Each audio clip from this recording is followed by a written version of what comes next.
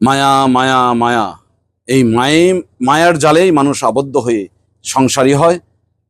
এই মায়াই মানুষকে জগৎ সংসারে আবদ্ধ রাখে, নয়তো মানুষ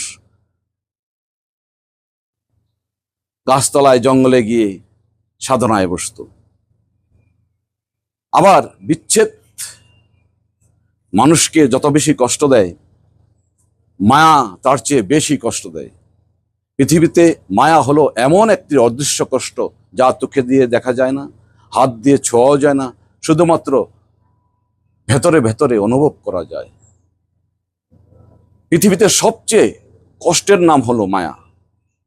এই মায়ার জন্য সংসার একজনের প্রতি আরেকজনের মমত্ববোধের বাঁধনে আবদ্ধ থাকে। মায়া না থাকলে সংসার এই অশান্তি লেগেই থাকতো। মানুষ কারো কথা কারো সংসারে শুনতো না, সংসার হয়ে যেত একটা যুদ্ধক্ষেত্র। ধন্যবাদ।